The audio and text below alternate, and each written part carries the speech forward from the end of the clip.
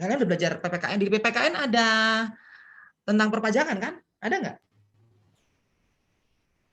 Ada. Reza? Ada kan ya? Berarti udah dijelasin lah ya hukum pajak kayak gimana. Nah, ya saya hanya bahas sedikit aja. Nah, di Indonesia selain digunakan istilah hukum, masalahnya ada perbedaan antara hukum pajak, antara perbedaan pengertian antara pajak dengan fiskal. Untuk Muhammad absen 17. Apa sih perbedaan antara pajak dengan fiskal? Apa pengertiannya dulu deh? Kalau hukum pajak, yang dibahas itu cuma pajaknya aja, Pak. Kalau fiskal untuk keseluruhan keuangan negara. Nah, berarti kalau kita maksud dengan kebijakan fiskal adalah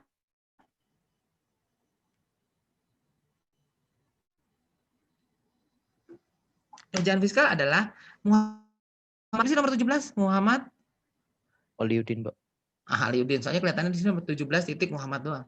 Ya, apa sih kebijakan fiskal adalah? Berarti Ayo, masuk googling dulu. Pak, saya nggak bisa jelasin.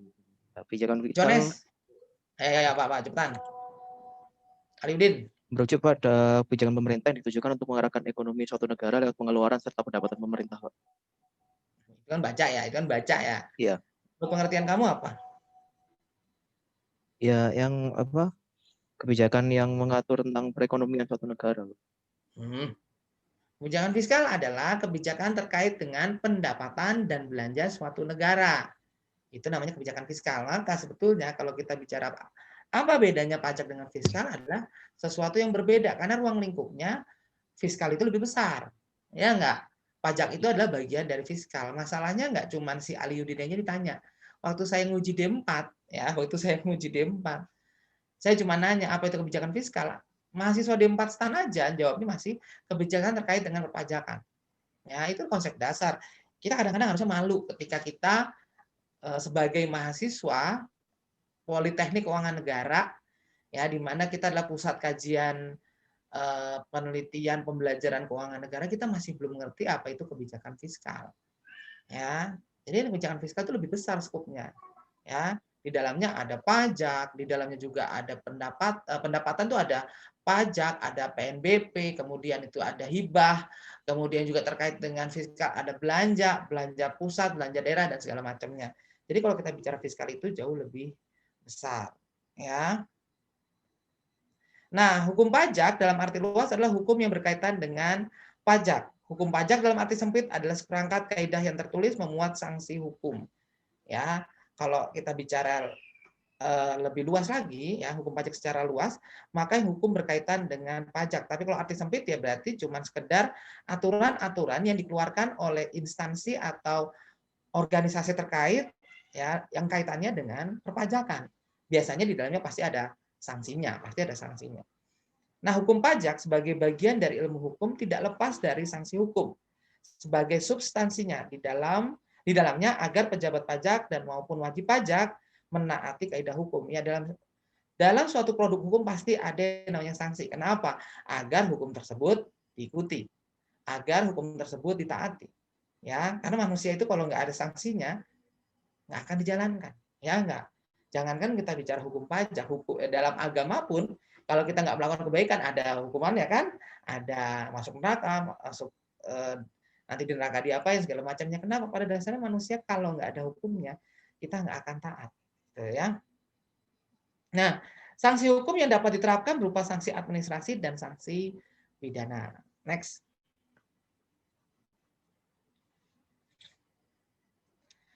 Nah, kedudukan hukum pajak dalam tatanan hukum nasional. Nah, hukum pajak ialah suatu kumpulan peraturan yang mengatur hubungan antara pemerintah sebagai pemungut pajak atau fiskus dan juga rakyatnya sebagai pembayar pajak.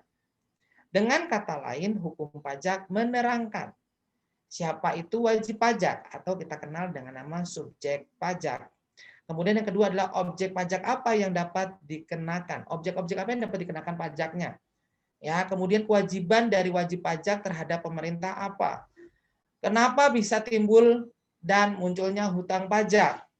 Kemudian juga cara menagih pajak bagaimana, cara mengajukan keberatan dan banding dalam peradilan pajak bagaimana. Yaitu semua ada di dalam hukum pajak. Nah, Undang-Undang Nomor 28 Tahun 2007 ya tentang ketentuan umum perpajakan tidak menyebutkan pengertian hukum pajak, melainkan hanya menyatakan kedudukannya sebagai ketentuan umum bagi peraturan perundang-undangan perpajakan yang lain. Jadi istilahnya semua produk-produk hukum tentang perpajakan harus mengacu atau tidak boleh bertentangan dengan Undang-Undang KUP. Ya, semua produk hukum pajak ya harus sejalan dengan KUP dan tidak boleh bertentangan dengan KUP. Ya, Undang-Undang KUP merupakan kaderwet. Ya ingat ya, kita tuh dalam, kalau kalian nanti ada yang minat setelah lulus D3 kuliah hukum, itu standar kuliah hukum di Indonesia adalah semester satunya adalah belajar bahasa Belanda. Kenapa? Karena produk-produk hukum kita masih banyak yang merupakan produk zaman kolonial. Makanya kaderwet bahasa mana? Di bahasa Belanda. Ya, bahkan undang-undang kita, undang-undang perbendaharaan kita, ya sebelum adanya reformasi birokrasi atau reformasi di Kementerian Keuangan, ya sebelum reformasi keuangan negara, maka kita masih menggunakan hukum perbendaharaan yang dilahirkan oleh pemerintah Belanda. Namanya hukum apa ya? Namanya apa ya? Fandi?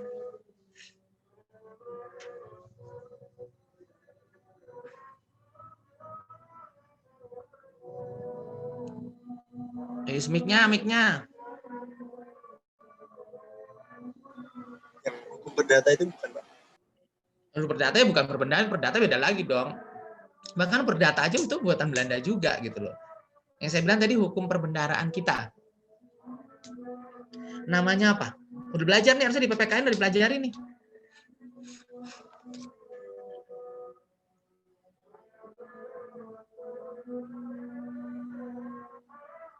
Ayo.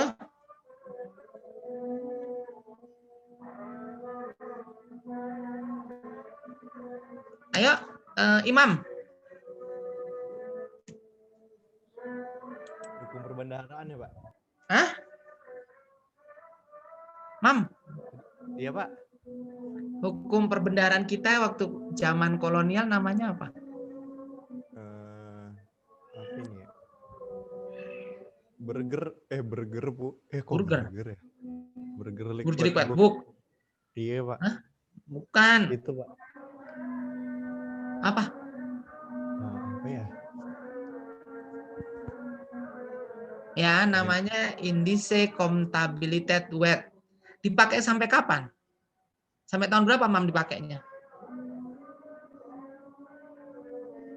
Mam?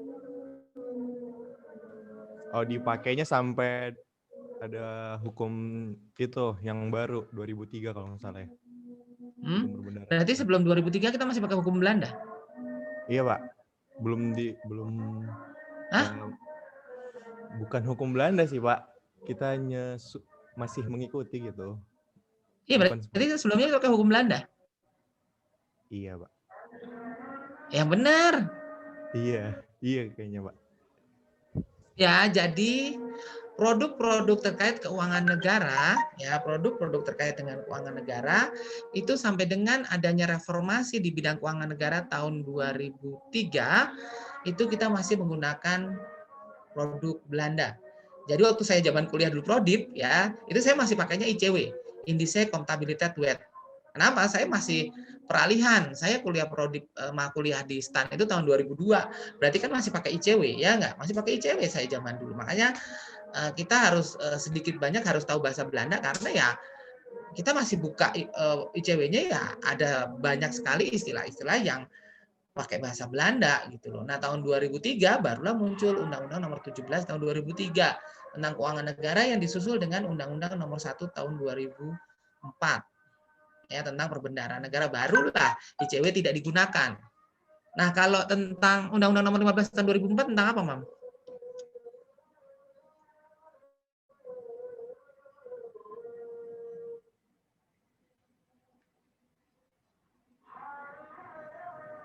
Hah? Lupa Pak. Tadi di mute Pak. Sorry. Hmm? 2004 itu tentang itu ya kekayaan negara. Kekayaan negara itu loh, hah? Undang-Undang nomor Eh, 15 itu bukan enggak?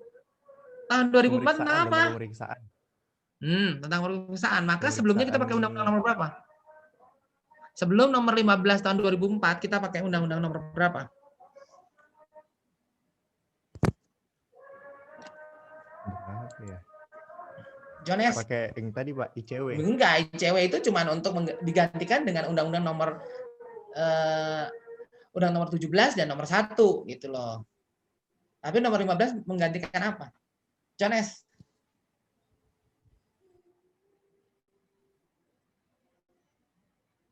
Menggantikan IAR, Pak. Ya, apa itu AR? Indonesia? Apa? Nes? Instruk Inverter. Astaga. Susah Pak Apa? bacanya, Pak. Instruktif for Allgemeine Rechen Instruktif Kammer. Allgemeiner atau Iya kan? IAR. Instruktif for Iya, Pak. Allgemeine Rekenkamer. Rekenkamer itu artinya pemeriksa, BPK. Ya, jadi kalau bahasa Belandanya BPK itu adalah Rekenkamer. Jadi dulu pakainya sampai dengan tahun 2004 kita masih pakai yang namanya IAR, Instruktif voor Allgemeine Rekenkamer. Ya, jadi memang mau nggak mau hukum pidana, hukum perdata itu semua ya banyak mengadop hukum-hukum dari Belanda. Makanya kalau anak-anak Indonesia kalau mau belajar hukum itu kebanyakan adalah ke Belanda karena memang hukum Indonesia diadop dari Belanda. Ya, oke, next.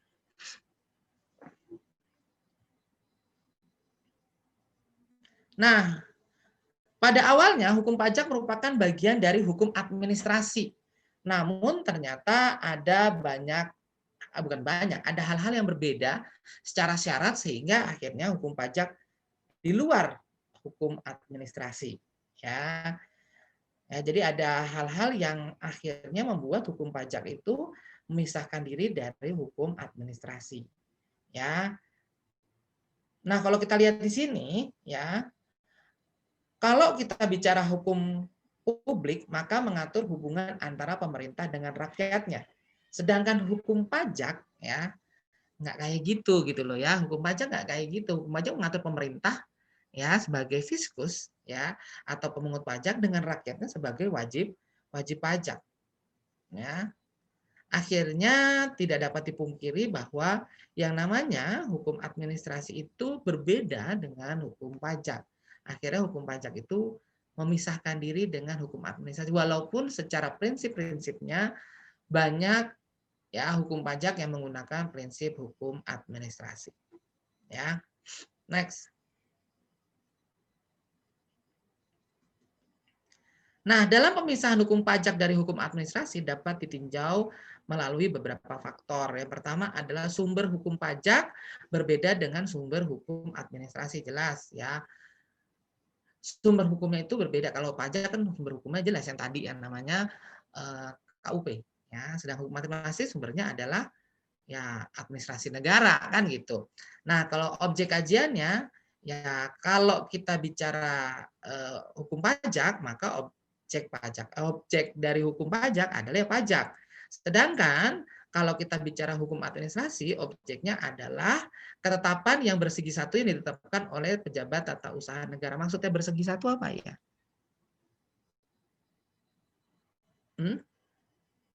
Ayo udah belajar pengantaran ilmu hukum nih.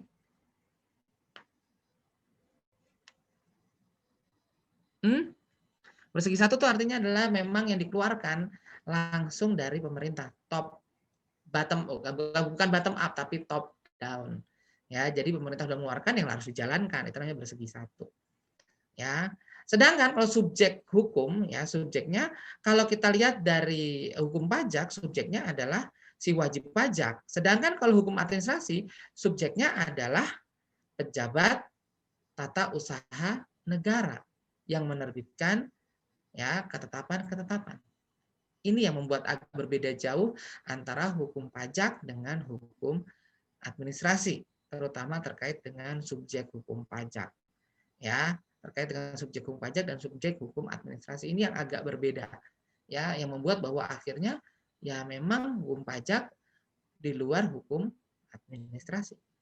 Nah, kita lihat di sini kalau penyelesaian sengketanya, kalau hukum pajak ya di pengadilan perpajakan gitu kan. Sedangkan kalau hukum administrasi ya di pengadilan tata usaha negara. Ya, jadi masalah-masalah PNS itu nanti akan masuknya ke dalam PTUN, Pengadilan Tata Usaha Negara. Ya, karena dia terkait dengan pemerintah. Kemudian juga hukum acaranya, ya. Kalau hukum pajak terkait dengan hukum acara peradilan pajak, sedangkan ya kalau hukum administrasi adalah hukum acara peradilan tata usaha negara. Ya, next.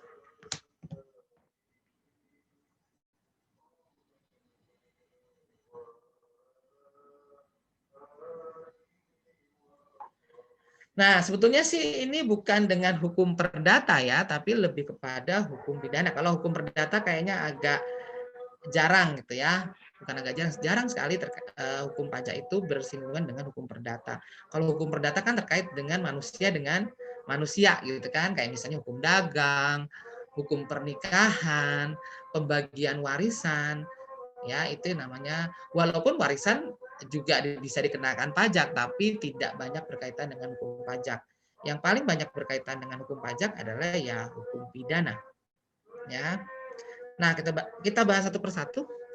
Pembagian hukum sesuai dengan civil law system, ya, sistem hukum Romawi atau Eropa kontinental yang banyak dipakai oleh negara-negara Eropa termasuk Belanda, memberikan pemisahan yang tegas antara hukum privat dan hukum publik. Hukum privat mengatur sekalian perkara yang berisi hubungan antara sesama warga negara.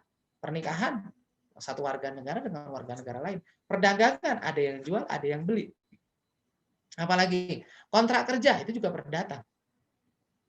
Ya, di mana kedudukan antar warga negara tersebut sederajat, seperti masa perkawinan, waris, keluarga, perjanjian, dan lain sebagainya. Sedangkan hukum publik mengatur kepentingan umum seperti hubungan antara warga negara dengan negaranya. Hukum publik berurusan dengan hal-hal yang berhubungan dengan masalah kenegaraan, serta bagaimana negara itu melaksanakan tugasnya. Negara melaksanakan tugas salah satunya adalah menjaga keamanan. Maka kalau ada yang terjadi pembunuhan, terjadi pencurian, terjadi tabrak lari, itu peran negara. Tanpa harus ada laporan, tanpa harus ada laporan dari si korban, maka negara harusnya turun tangan. Beda dengan perdata. Kalau kalian punya utang sama saya dan kalian nggak bayar, selama saya nggak ngelapor ke polisi, ya sebagai perwakilan negara, maka kalian nggak bisa dihukum. Gitu loh. Tapi kalau kalian mencuri rumah saya, di rumah saya, tanpa saya lapor ya kalian bisa dihukum. Tapi kalau utang-utang itu hukum perjanjian kan, hukum private kan, antara saya sebagai warga negara dengan kamu sebagai warga negara, maka selama belum ada laporan maka tidak bisa diperkarakan. Ya. Hukum yang masuk dalam hukum privat misalnya hukum perdata, hukum dagang, hukum perkawinan sebagainya. Sedangkan hukum yang masuk dalam ranah hukum publik maka ya atau biasanya disebut juga sebagai hukum tata negara, administrasi, hukum pidana, dan hukum internasional. Berdasarkan pembagian hukum tersebut, ternyata hukum pajak tidak berdiri sendiri, melainkan berada dalam kandungan hukum administrasi, walaupun banyak hal yang tidak sesuai prinsipnya antara hukum pajak dengan administrasi. Namun tetap hukum pajak berada di dalam wilayah hukum publik. Ya, jadi kalau ada orang nggak bayar pajak, ya itu urusan negara. Tanpa perlu ada laporan, negara harus bertindak. Penggelapan pajak, ya negara harus bertindak. Gitu. Ya.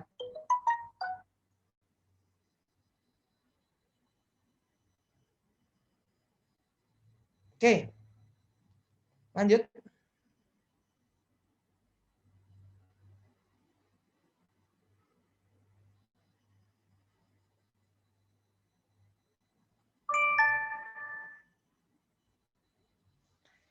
Nah, hubungan hukum pajak ya sebetulnya bukan dengan hukum perdata tapi lebih kepada hukum administrasi negara dan hukum pidana. Nah, kalau kita lihat di sini, hukum administrasi negara itu berada di wilayah KPP, ya, wilayah Kanwil, ya. Berarti kalau kita bicara administrasi, berarti masih ada di dalam Direktorat Jenderal Pajak, ya. Kalau di sini contohnya adanya bukti, maka sama KPP dan Kanwil itu dicek kebenarannya. Ada yang terkait dengan surat ketentuan lebih bayar, kurang bayar, ya kan? Itu ada di situ semua. Diverifikasi. Kalau misalnya memang baru ranah KPP, ya ternyata ada kesalahan, maka boleh dibenerin kok. Makanya di situ ditulisnya ada pembetulan. Ya, ini masalah administrasi aja, ya. Ya, masalah administrasi aja belum menimbulkan dampak hukum pidana, ya. Begitu juga ketika di Kanwil, ya. Perlu ditelaah baik oleh penyidik atau PPNS, ya, berdasarkan bukti perkara, ya. Nah, ditelaah, ya, apabila misalnya si pihak wajib pajak merasa keberatan, maka perlu ditelaah keberatannya. Maka apabila misalnya sudah ditelaah, ternyata bisa ada beberapa keputusan atau tindak lanjut, bisa jadi adanya pengurangan atau penghapusan sanksi, adanya pengurangan atau pembatalan surat ketentuan pajak yang tidak benar, ya, adanya pengurangan atau pembatalan STP yang tidak benar, dan pembatalan ketetapan tanpa surat SPHP itu yang hasil pemeriksaan maupun hasil verifikasi. SPHP surat pernyataan ya kalau nggak salah ya, hasil pemeriksaan dan surat pernyataan hasil verifikasi. Nah, apabila masih ada keberatan, ya, maka bisa mengajukan gugatan. Tapi kalau gugatan di situ sudah masuk ranah hukum pidana. Hukum pidana mulai berlaku ketika sudah bukan lagi di wilayah Direktorat Jenderal Pajak, tapi sudah masuk ke wilayah, ya, lembaga hukum. Kalau di sini nomor 6 kita lihat ada yang namanya kejaksaan. Maka terkait dengan jaksa penuntut umum, maka adanya penuntutan. Nah, selanjutnya berkas akan dilimpahkan kepada pengadilan negeri maupun pengadilan tinggi, bahkan bisa juga ke Mahkamah Agung. Nah, gugatan itu juga bisa masuk ke dalam, jadi dua di sini ya, kita bisa lihat.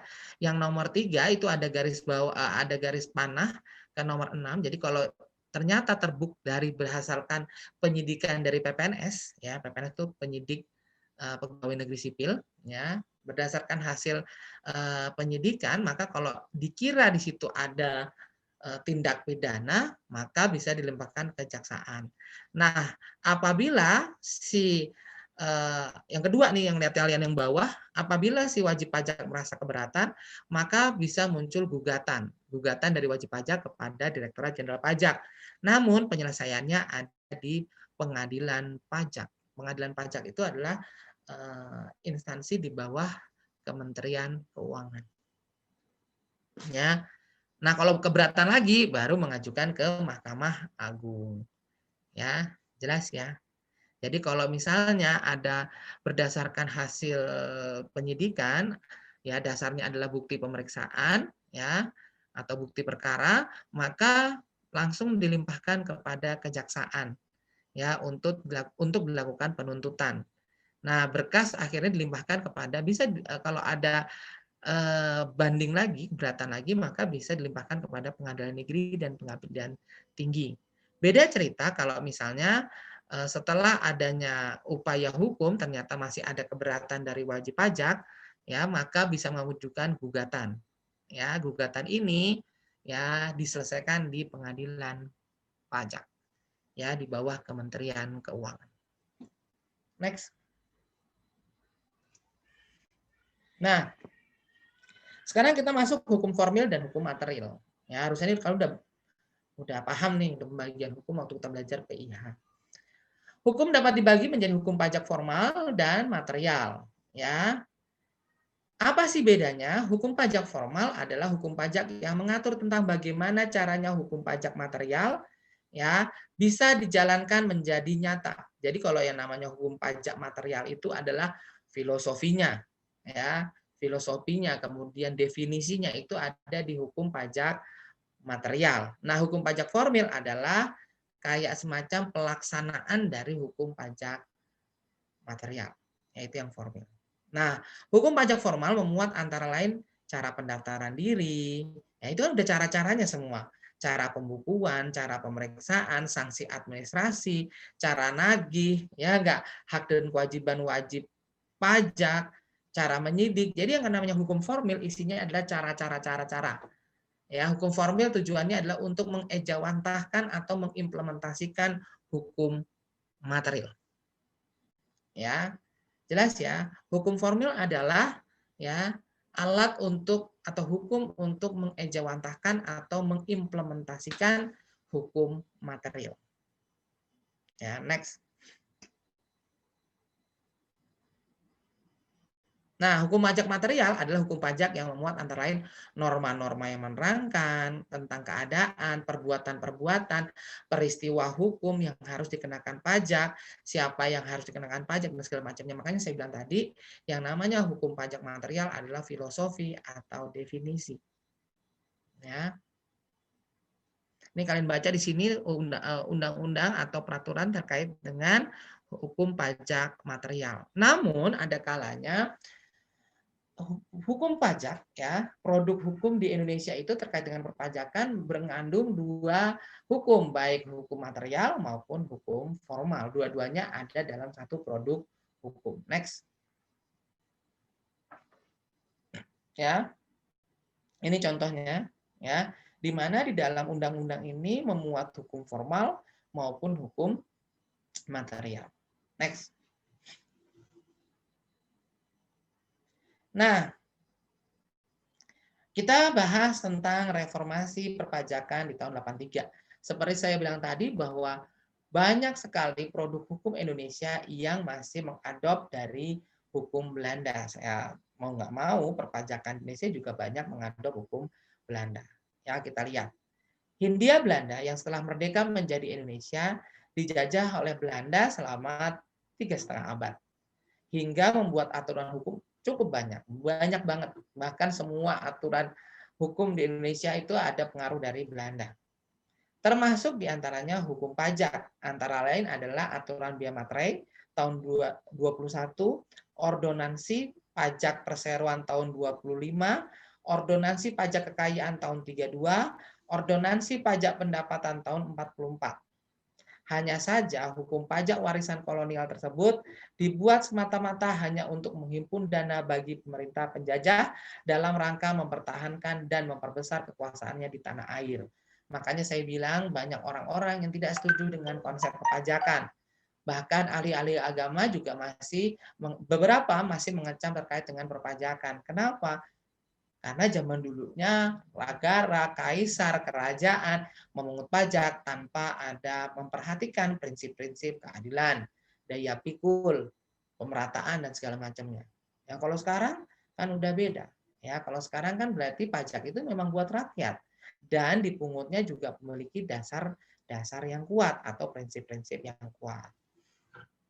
Nah, pemungutan pajak itu dirasakan oleh rakyat menjadi beban berat. Bahkan kalau kita lihat kerajaan-kerajaan zaman dulu ya, baik di Eropa maupun di Indonesia, kerajaan Belanda itu memberikan beban yang berat justru kepada rakyat yang bawah atau pribumi dibandingkan mereka-mereka yang berada di kelas 2 maupun kelas 1. Kalau kelas 1 kan jelas, bangsa Eropa ada di situ semua. Ya, kelas 1 dengan berbagai macam hak tanpa kewajiban. Bahkan kalau ada kewajiban juga cuma sedikit. Ya, kelas 2 itu adalah timur asing.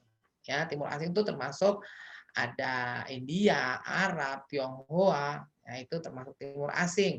Ya, mereka agak imbang antara kewajiban dan haknya. Sedangkan untuk pribumi kelas 3 ya, orang-orang Indonesia kebanyakan ya, itu mereka dibebani dengan pajak atau kewajiban yang banyak, sedangkan haknya sangat sedikit. Ya. Nah, akhirnya hal tersebut membuat rakyat terbebani. Ya.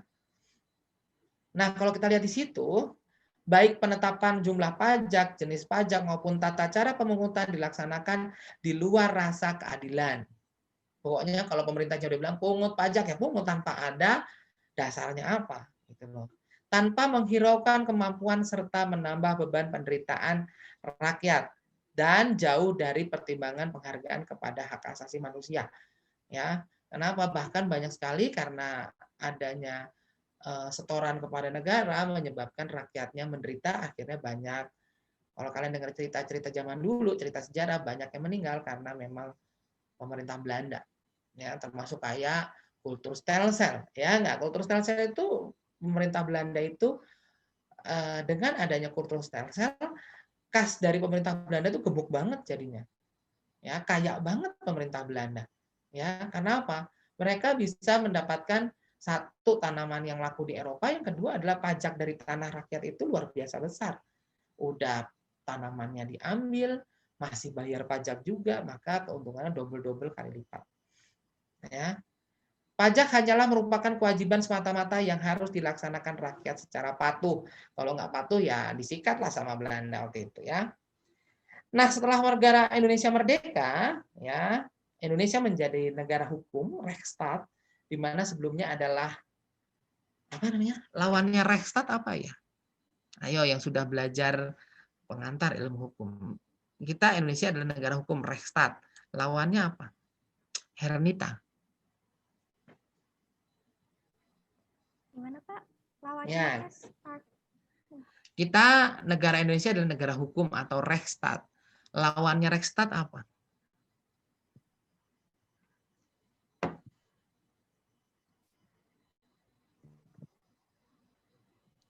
Mahstat.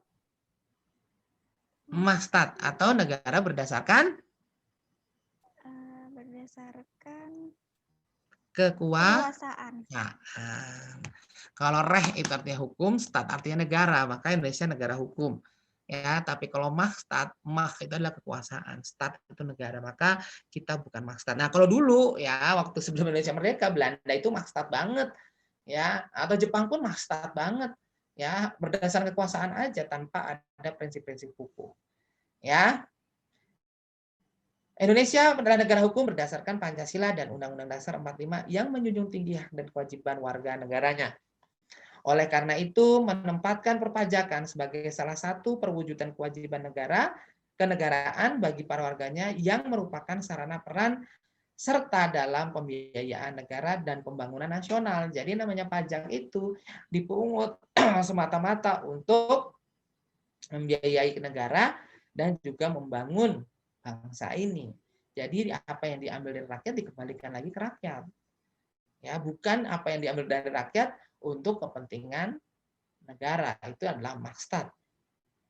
Oleh karena itu, sejak 1983 perlu diadakan pembaruan sistem perpajakan yang berlaku dengan sistem yang memberikan kepercayaan kepada subjek pajak. Maka kalau kita dikenal dengan namanya self-assessment. Sangat percaya kita kepada rakyat untuk menghitung pajaknya sendiri ya.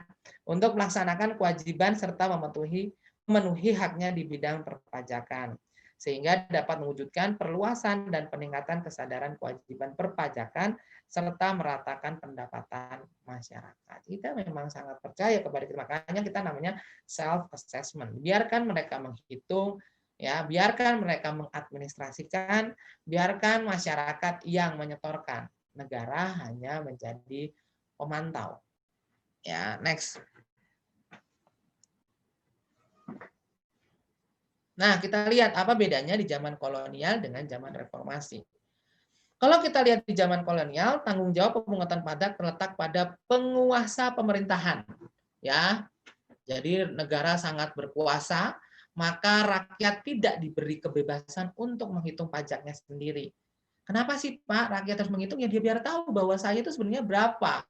Ya, penghasilan saya harus bayar ke negara berapa. Lah kalau yang di zaman kolonial, ya pokoknya tergantung dari pemerintahnya, tergantung dari petugas pajak yang menentukan, terserah mereka. Boleh protes? Nggak boleh. Itu zaman kolonial. Ya. Seperti yang tercermin dalam sistem penetapan pajak yang seluruhannya menjadi wewenang administrasi perpajakan. Ya, menjadi wewenang dari gubernur zaman waktu itu ya. Kalau kita perwakilan dari Ratu Juliana di Indonesia namanya adalah gubernur jenderal. Ya. Yang kedua, pelaksanaan kewajiban perpajakan dalam banyak hal sangat tergantung dari pelaksanaan administrasi perpajakan yang dilakukan oleh aparat perpajakan. Hal mana mengakibatkan anggota masyarakat wajib pajak kurang mendapat pembinaan dan bimbingan terhadap kewajiban perpajakannya dan kurang ikut. Ya iyalah, mau ngapain kita ikut? Uang udah ditentukan sama sana, protes aja nggak bisa, ya sudah. Itu merasa tidak adil. Ya, biarkan rakyatnya mengadministrasikan sendiri, karena yang tahu secara total penghasilan dia berapa ya dia sendiri, ya enggak. Bisa jadi kita memang tertulis sebagai pegawai swasta, tapi kan kita juga punya bisnis yang lain. Ya enggak? Apakah sistem Indonesia sudah mampu melacak itu semua? Belum. Maka biarkan mereka mengadministrasikan. Biarkan mereka menghitung berapa pajak yang harus ditanggung mereka. Berapa yang harus dibayar dan mereka yang menyetorkan sendiri. Karena apa? Sistem kita belum mampu untuk ngecek apakah seorang itu benar-benar ya cuman punya satu usaha. Ya enggak? Nah, sejak 1983 dengan adanya reformasi perpajakan, maka pemungutan pajak merupakan perwujudan dari pengabdian kewajiban dan peran serta wajib pajak yang secara langsung dan bersama-sama melaksanakan kewajiban perpajakannya yang diperlukan untuk pembiayaan negara dan pembangunan. Jadi, ya, pajak itu digunakan untuk membiayai kebutuhan negara dan membangun negara. Tanggung jawab atas kewajiban pelaksanaan pajak sebagai pencerminan kewajiban di bidang perpajakan berada pada anggota masyarakat wajib pajak yang saya bilang tadi, self-assessment. Ya, pemerintah dalam hal ini aparat perpajakan sesuai dengan fungsinya berkewajiban melakukan pembinaan, penelitian, pengawasan terhadap pelaksanaan kewajiban perpajakan. Jadi ya pemerintah dalam hal ini adalah DJP, dia hanya melakukan pembinaan kepada masyarakat, kemudian penelitian. Sebetulnya sistem pajak yang tepat buat Indonesia yang mana ya? Yang cocok bagi masyarakat berana ya? Tarifnya sebesar apa harusnya? Itu ya Direktorat Jenderal Pajak. Ya, dan mengawasi. Benar nggak nih? Ada pengembangan pajak nggak nih? Ada pengurangan pajak nggak nih? Ya. Yang terakhir, anggota masyarakat wajib pajak diberi kepercayaan untuk dapat melaksanakan kegotong royongan nasional melalui sistem menghitung, memperhitungkan, dan membayar sendiri pajak yang terhutang. Maka kita sebut sebagai self-assessment. Sehingga melalui sistem ini pelaksanaan administrasi perpajakan diharapkan dapat dilaksanakan dengan lebih rapi, terkendali, sederhana, dan mudah untuk dipahami anggota masyarakat. Jadi ya, itu bagian dari masyarakat untuk menghitung segala macam. DJP tinggal lihat, benar nggak nih perhitungannya? Nah, oh salah, DJP yang ngasih tahu. Oh harusnya ini dibayar juga pajaknya, DJP yang ngasih tahu karena dia yang punya kewajiban untuk melakukan pembinaan. Next. Oke, ntar ini dibaca ya, udah saya jelaskan tadi ya. Next.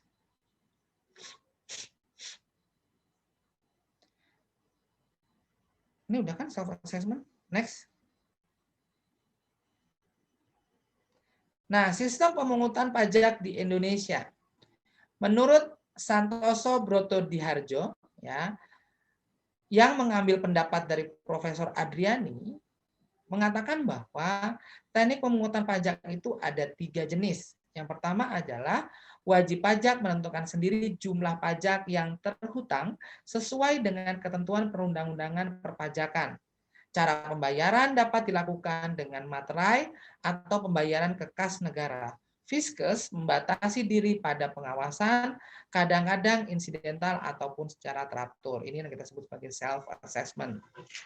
Kemudian yang kedua adalah ada kerjasama antara wajib pajak dengan Fiskus. Tetapi Fiskus sebagai penentu terakhir dalam bentuk pemberitahuan sederhana dari wajib pajak dan pemberitahuan yang lengkap dari wajib pajak. Jadi wajib pajak udah melaporkan, ya, nah Fiskus menentukan ini benar atau salah, gitu ya. Yang terakhir adalah Fiskus menentukan sendiri di luar wajib pajak jumlah pajak yang terhitung. Ini yang saya bilang kayak kerajaan-kerajaan zaman dulu yang menentukan pajak seenak-enak udelnya, gitu kan. Nah, itu yang namanya yang ketiga. Nah, sistem pemungutan pajak sampai dengan tahun 67, inisiatif dan kegiatan dalam penghitungan dan pemungutan pajak sebagian besar ada pada Fiskus.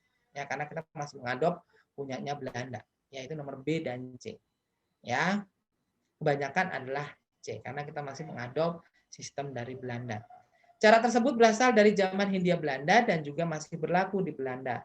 Sejak disadari bahwa tata cara pemungutan pajak dengan sistem tersebut jalannya seret, ya, jalannya macet, karena pada banyak yang nggak bayar, nggak ngerti perhitungannya, banyak yang protes, ya kan? Timbullah gagasan untuk mengubahnya menjadi self-assessment. Sistem self-assessment dilakukan antara lain di Amerika, Jepang. Dalam self-assessment, kegiatan pemungutan pajak diletakkan pada aktivitas dari wajib pajak. Jadi yang kadang yang tahu apa? Yang tahu aktivitas si wajib pajak ya wajib pajaknya. Ya, sehingga dia bisa menghitung sendiri besarnya pendapatan, kekayaan dan laba dan menghitung sendiri besarnya pajak pendapatan, kekayaan, persero yang terhutang dan menyetorkannya ke kas negara. Karena yang tahu dia sendiri gitu. Kita kasih kepercayaan kepada masyarakat. Kalau dia mulai nakal baru adanya pembinaan dari DJP gitu kan. Tapi kalau lancar-lancar aja sudah biarkan rakyat juga menentukan berapa besarnya. Ya. Jangan sampai kalau sistem yang ketiga itu modelnya adalah rakyat itu kayak maling gitu, udah dituduh maling duluan. Jadi kita yang bertindak ya enggak. Pokoknya harus gini kan gitu. Jadi dicurigai terus rakyatnya. Itu enggak sehat. Ya bagi ekonomi Indonesia itu kurang tepat. Akhirnya ya kasih kepercayaan karena mereka sendiri yang tahu kegiatannya apa, aktivitasnya apa, penghasilannya berapa. Daripada masyarakat kucing-kucingan kan gitu. Walaupun udah self assessment aja masih banyak wajib pajak yang kucing-kucingan yang harusnya bayarnya 1 miliar pajaknya dikurang-kurangin lah keuntungannya biar pajaknya juga turun kan gitu. Ya, self assessment dibedakan antara self assessment murni dan semi self assessment. Self assessment murni berarti menghitung dan menyetor pajak sendiri. Yang menjadi dasar adalah MPS ya, menjadi dasar MPS itu adalah menghitung pajak sendiri. Ya, sedangkan semi self assessment pada dasarnya adalah pembayaran wajib pajak sendiri tapi dihitung dan disetorkan ke kas negara oleh orang lain. Ya, itu yang menjadi MPO, menghitung pajak orang lain. Contohnya apa? Putra. Iya, Pak. Contohnya apa? Yang MPO. Contohnya apa yang MPO? Di mana pembayaran oleh wajib pajak sendiri tapi dihitung dan disetorkan ke kas negara oleh orang lain. Contohnya apa? Contohnya cukai, Pak. Kenapa coba? Ya kan dihitung oleh pegawainya. Pegawainya itu wajib pajak atau bukan? Hah? Bukan. Bukan. Terus? Bentar.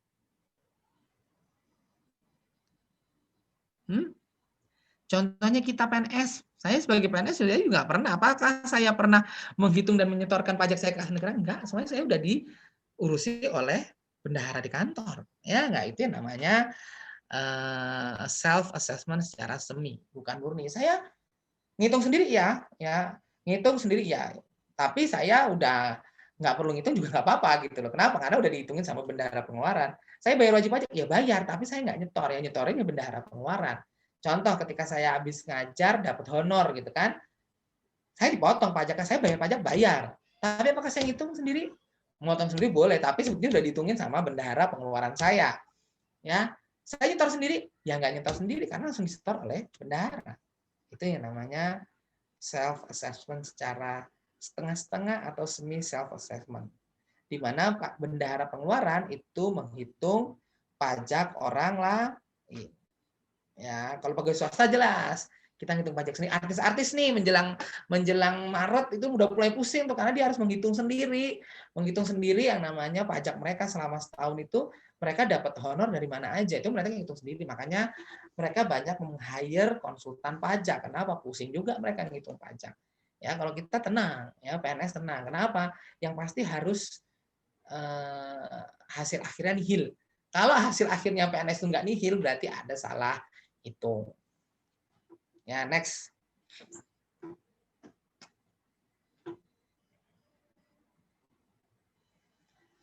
Ya, sistem pemungutan pajak di Indonesia menurut Profesor Dr. Haji Sumitro, ya, Rahmat Sumitro, ya berpendapat bahwa sejak tanggal 26 Agustus 67, yaitu dengan disahkannya Undang-Undang Nomor 8 Tahun 67 tentang perubahan dalam penyempurnaan tata cara pemungutan pajak pendapatan tahun 44, pajak kekayaan tahun 32, pajak perseroan tahun 25, dan tata cara MPS dan MPO. Semenjak itulah sistem self-assessment diperkenalkan di Indonesia. Tetapi hanya untuk menghitung pajak pendapatan yang harus dibayar sendiri oleh wajib pajak tiap bulannya, yang dikenal dengan nama menghitung pajak sendiri, dan menghitung pajak orang lain yang peranannya bukan lagi dipegang oleh Fiskes tapi oleh wajib pajak sendiri. Jadi walaupun bendahara pengeluaran di situ bukan sebagai Fiskes, dia sebagai orang ketiga yang menghitung. Ya. Tahun 84, sistem self-assessment diterapkan pada pajak penghasilan. Bukan saja pajak penghasilan 25, ya Undang-Undang PPh yang harus dibayar sendiri tiap bulannya, tetapi juga pajak penghasilan pasal 29 Undang-Undang PPh yang harus dibayar sendiri setiap akhir tahun. Next. Ini baca aja nih sejarah-sejarah doang sih ini. Nah, ada menurut Pak Mardiasmo ya kemarin jadi wakil menteri kita, pemungutan pajak itu ada namanya official assessment, adanya self assessment, ada yang namanya withholding. Ya, saya cuma mau garis bawahi yang withholding, yang memberi wewenang kepada pihak ketiga, bukan Fiskes, bukan wajib pajak yang bersangkutan, untuk menentukan besarnya pajak yang terutang oleh wajib pajak yang saya bilang tadi. Bendahara saya itu sebagai withholding. Ya, kalau official assessment kan jelas gitu ya, pemerintah yang menentukan besarnya pajak terutang si wajib pajak. Kalau self-assessment kita sendiri. Tapi kalau withholding berarti ada orang lain yang ngitungin. Contohnya kalau kasus saya, PNS itu adalah bendahara pengeluarannya. Next. Ini tadi baca aja. Next. Ya, sistem pemungutan pajak di Indonesia itu mulai dari mendaftarkan sendiri atau melaporkan sendiri, kemudian melakukan pembukuan sendiri, memotong sendiri, menghitung sendiri, memperhitungkan sendiri, membayar sendiri, menyampaikan dan menghapus sendiri. Itu harus dilakukan sendiri. Ya, kalau menurut sistem self assessment. Makanya menjamurlah di Indonesia konsultan-konsultan pajak. Kenapa? Jangan males ngurusin kayak gini, ya enggak?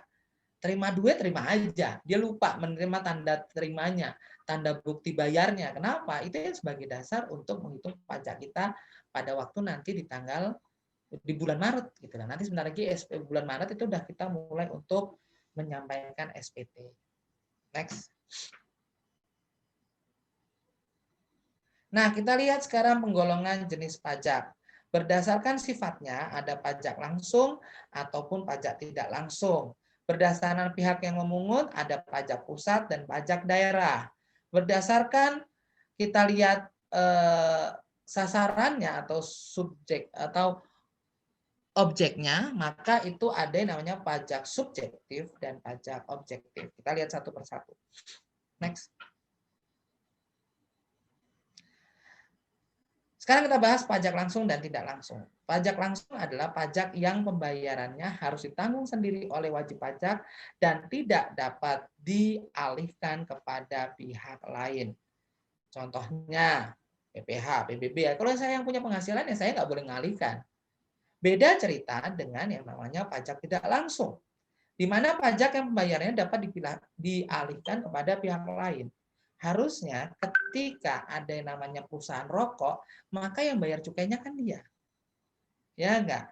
Yang bayar cukainya kan dia. Tapi ya, ketika rokok itu dijual, maka setiap warga negara atau masyarakat yang beli rokok, dia dibebankan oleh cukainya. Makanya kalian lihat di rokok-rokok itu ada yang namanya pita cukainya kan gitu. Itu karena ya pajaknya tidak lagi ditanggung oleh perusahaan penghasil rokok atau produksi rokok, tapi kepada masyarakat. Itu bisa dilimpahkan. Begitu juga pajak restoran gitu kan. Ya harusnya kan yang pemilik restoran, tapi begitu kalian makan di restoran tersebut, ya kalian ikut bayar. Itu namanya tidak langsung yang dialihkan.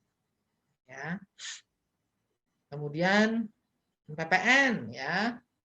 Harusnya mereka yang produksi, tapi begitu itu mereka yang bayar, mereka yang beli barang tersebut bisa dikenakan PPN kan. Itu namanya yang tidak langsung. Next.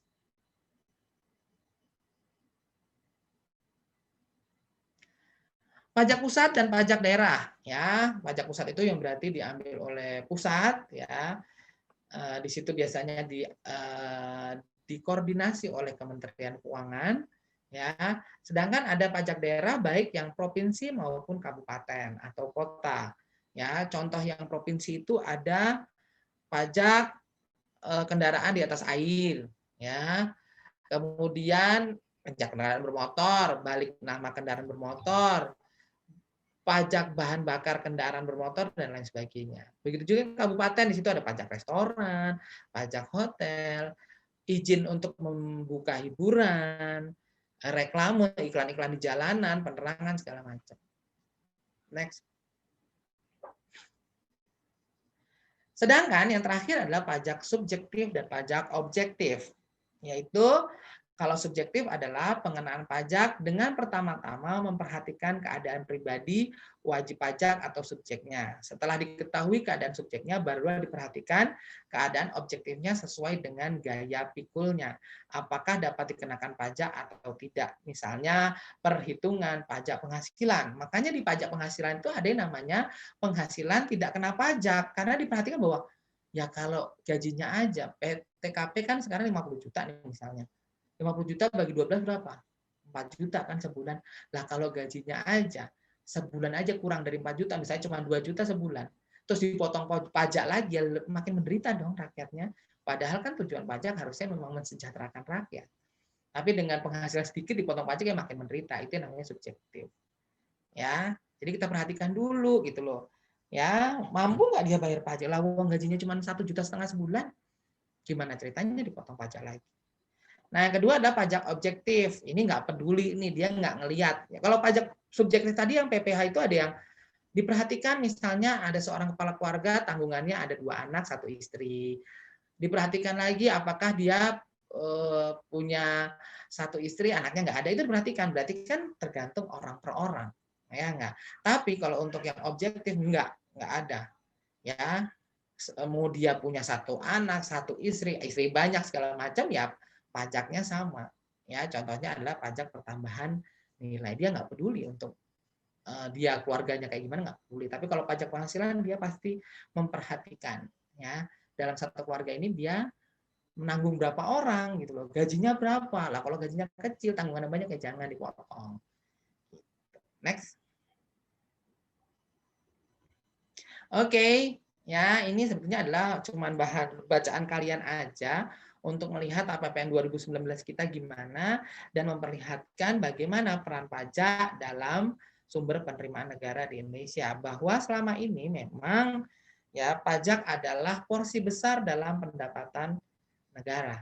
Ya, kita porsi besar kita. Lihat di situ kalau kalian sudah belajar PPKN maka ada tiga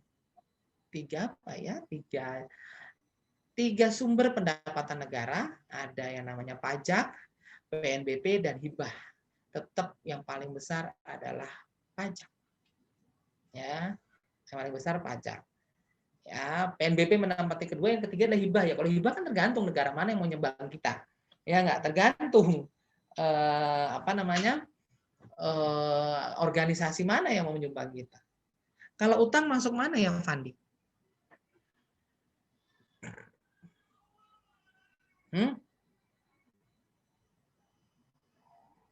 Mana orang mic belum dibuka? Fund saya, Pak. Apa? Fund itu saya, Pak Irfan, apa Rifan? Fandi. Memang bisa bilang Fandi. Ya, Fandi. Kalau utang itu masuk mana? Ayo, udah belajar PPKN ini loh. Pasti kan di PPKN dipelajari struktur APBN kan? Ya. Siapa ya? Carmila.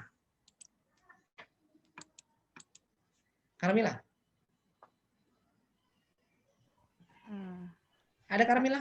Ada Pak, ada. Ya. Utang masuk mana ya? Ke pembiayaan. Iya, pembiayaan. Hutang itu masuk pembiayaan. Dulu zamannya Orde Baru memang hutang itu masuk salah satu pendapatan. Saya nggak ngerti ya ekonomi kita itu bagaimana sehingga akhirnya hutang itu bisa masuk salah satu pendapatan. Logika aja, kalian punya utang, apakah itu pendapatan kalian? Bukan. Itu adalah sesuatu yang harus kalian bayar lagi. Kalau namanya pendapatan, ya udah, kalian masukin kantong, kalian jajanin, selesai. Tapi kalau utang, kalian masuk kantong, kalian jajanin, mikir bulan depan bayarnya gimana, kan gitu. Itu namanya utang. Nah, di zaman dulu, zaman Orde Baru, kenapa namanya selalu adalah APBN berimbang, ya, seimbang, ya, karena utang itu masuk dalam pendapatan sehingga antara belanja dan pendapatan selalu seimbang. Karena yang kurang dari pendapatan, ya sorry, karena ketika kita belanjanya lebih banyak dan pendapatannya sedikit, ditutup dengan hutang. Nah, hutangnya itu masuk pendapatan, maka selalu imbang, clear. Ya, berimbang zaman dulu. Padahal kalau kita lihat lagi, kita selalu defisit. Ya enggak? Defisit, kenapa belanja kita jauh lebih banyak daripada pendapatan kita. Ya, makanya ada hutang untuk pembiayaan. Ya, dulu makanya kalau dulu mungkin kalau udah belajar ya yang namanya zaman dulu namanya T-account, sekarang menggunakan E-account gitu loh. Kalau T-account itu berarti utang itu ada di dalam masuk pendapatan gitu loh. Nah, sekarang begitu E-account jadi satu layer dan satu kolom lurus, maka mau nggak mau ya utang itu di bawah masuknya pembiayaan. Kita sekarang selalu defisit, kalau dulu berimbang. Jadi makanya zaman dulu, zaman Pak Harto tuh pemerintahnya selalu dipuji, wah hebat ya. Karena apa? Anggarannya selalu berimbang, ya enggak? Ya gimana enggak berimbang, utangnya masuk pendapatan. Sekarang dedel duel akhirnya. Ya enggak, selalu defisit. Ya enggak ya, tapi yang benar realitanya emang kayak gitu. Ya, tapi ya kalau pemerintah zaman Pak Harto pengennya pemerintahnya itu terlihat bagus, terlihat oke, maka utangnya masuk ke dalam pendapatan. Jadi kalau orang luar negeri selalu lihatnya, wah keren kali Indonesia, ya anggarannya APBN-nya selalu berimbang. Ya, next ini dibaca ntar ya, ini buat bahan kalian menambah pengetahuan kalian. Next, nih kontribusi perpajakan terus meningkat, ya 82% untuk membiayai anggaran kita, ya. Ya, jadi dari pendapatan kita itu ya 82% adalah dari perpajakan dan setiap tahunnya meningkat. DJP selalu digenjot untuk mengeksplorasi ya. Kira-kira mana lagi ya hal-hal atau objek-objek yang bisa menjadi potensi objek pajak gitu ya. Next. Ya, kemudian juga pajak sebagai sumber pajak menjadi insentif untuk menjaga daya beli masyarakat dan ekonomi, nanti kalian baca aja. Ini udah sih, tinggal ini pajak untuk 2019 yang kalian baca aja. Ya, tolong dibaca karena mungkin nanti minggu depan kuisnya saya ambil dari sini, tapi tolong dibaca aja. Ya, ini kan APBN 2019. Kita belum bisa bahas APBN 2020 karena memang belum selesai. Adanya juga paling outlook-nya aja gitu loh ya, yang kelihatan sebagian. Oke, ada yang mau ditanyakan? Sepi nih, halo. Nggak ada? Pak, Ada nggak nih? mau nanya Pak, Ya, itu di sistem pemungutan pajak tadi kan Pak, ada menghitung, ada memperhitungkan Pak. Itu bedanya apa ya Pak? itu memperhitungkan. Kalau menghitung itu cuma angka-angkanya doang. Ya, itu menghitung. Memperhitungkan itu termasuk adalah dampak-dampaknya. Kemudian kalau kita bayar segini itu kalau kita nggak bayar sanksinya apa, itu namanya memperhitungkan. Kalau ngitung itu cuma oke angka-angka itu dihitung, tapi kalau memperhitungkan itu termasuk dampaknya, kondisinya kayak gimana, saya bisa mengajukan keberatan atau enggak, itu namanya memperhitungkan. Oke? Baik Pak, terima kasih Pak. Oke, kalau nggak ada saya tutup nih. Ada nggak? Karena saya tahu nih udah Jumat sore itu adalah Jumat kuliah nggak paling efektif itu Jumat sore. Nyawa itu udah nggak di dalam badan kita. Nyawa itu pengennya udah, aduh besok. Apalagi beberapa daerah PSBB-nya udah longgar kan. Istilahnya, aduh besok mana lagi nih. Otaknya tuh udah nggak di sini gitu loh. Makanya saya sebel rasanya kalau ngajar Jumat sore. Apalagi kalau udah suruh ngajar Sabtu sore. Wah, apalagi kalau udah Sabtu sore itu udah kerasa banget bedanya memang. Apalagi kalau offline ya. Kalau online di sini kan kalian masih bisa sambil tidur-tiduran atau ngapain kan. Tapi kalau offline itu udah kerasa banget. Makanya saya tuh nggak pernah mau ngajar Jumat sore, Sabtu itu nggak. Kenapa? Sayanya juga nyawanya udah nggak di sini, mahasiswanya apalagi kan gitu. Ya nggak, rasanya udah pengen ya walaupun apa ya, apalagi besok ngajar Senin Selasa. Ngajar Senin Selasa tuh kayak apa ya, kalau anak zaman sekarang vibe-nya tuh udah nggak ada gitu loh. Kenapa? Mikirnya, duh enak juga nih mau pulang kampung, enak juga mau ke sini, ya nggak? Ya nggak, Senin Selasa itu udah bagi saya nggak efektif untuk ngajar. Ya, tapi kalau mau saya tutup, nggak ngajar, utangnya saya jadi banyak, kan gitu. Ya nggak, Senin Selasa tuh rasanya beda. Ya, jadi ya kayaknya pengen, auranya tuh udah pengen libur gitu loh Senin Selasa. Karena kan kita libur Rabu, Kamis, Jumat, Sabtu, Minggu. Walaupun sih memang kayak saya kan nggak kemana-mana, di rumah juga, apa bedanya antara itu. Tapi beda rasanya kalau hari biasa tuh rasanya ada tanggungan nih, mau ngajar nih, siap-siap lah, apa bangun pagi, mandi pagi dulu, ya nggak, siap-siap ini, baca materi. Kalau udah hari kemarin besok Rabu, enak banget rasanya gitu loh. Long gitu rasanya ya. Memang sekali-sekali butuh refreshing kayaknya. Ya, apalagi udah ngajar Jumat gini, mendung pula, udahlah. Ya, oke. Sampai ketemu minggu depan hari Senin. Ya, mudah-mudahan Senin vibe-nya untuk belajar dan saya mengajar masih ada. Ya, jadi kita ya menyemangati diri lah ya sebelum libur panjang. Oke.